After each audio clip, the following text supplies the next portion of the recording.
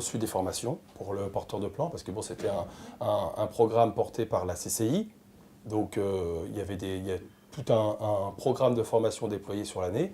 Donc j'ai suivi des formations d'animation de réunion, des formations de résolution de problèmes, des formations de gestion de projet pour pouvoir évoluer au sein du groupe et pour pouvoir aussi, moi derrière, déjà fédérer et puis après rétrocéder, notamment les formations du 5S,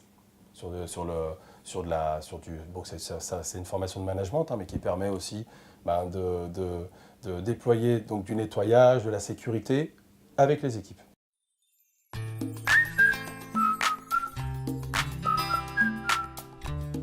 On m'a proposé de mettre en place un système de management intégré de la qualité, donc ISO 9001, en intégrant le poste de responsable qualité, sécurité, environnement. Donc, chose que j'ai fait, donc accompagné d'un stagiaire, d'une stagiaire à l'époque, et d'un organisme, encore une fois donc la CCI, donc là qui m'a permis et qui m'a accompagné sur une année pour mettre en place ce système de management jusqu'à la certification qu'on a eu en 2014. En général, c'est plutôt nous qui allons voir soit le service ressources humaines, soit notre supérieur hiérarchique directement, en donnant nos souhaits, nos envies. Il y a aussi les entretiens individuels hein, de compétences qui permettent aussi de déclencher ça.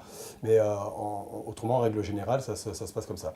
Pour ma part, moi j'ai utilisé mon CPF, par exemple, mon compte personnel de formation, pour valider les acquis, tout ce que j'ai pu apprendre aujourd'hui en tant que responsable qualité, sécurité, environnement et lead manager, en demandant donc un DUT Clio, donc qualité, logistique industrielle et organisation industrielle.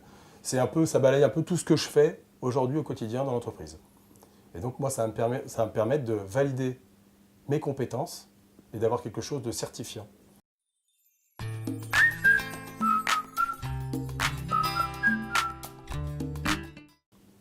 Il n'y a qu'un mot qui me vient à l'esprit, c'est la légitimité. C'est-à-dire d'être légitime dans ce qu'on fait, c'est-à-dire d'être crédible.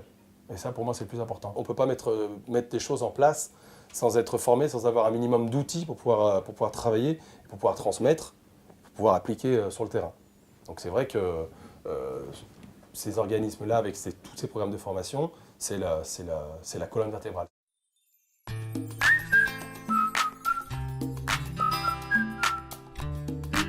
Une entreprise qui va être performante aujourd'hui, elle peut intégrer du Lean et du QSE pour pouvoir performer, vraiment performer, mais sans oublier une chose, c'est en mettant l'homme au cœur de l'organisation, c'est-à-dire en le formant au maximum, en le faisant monter en compétences et en ayant un engagement fort de la direction qui emmène l'ensemble des collaborateurs de l'entreprise vers le haut.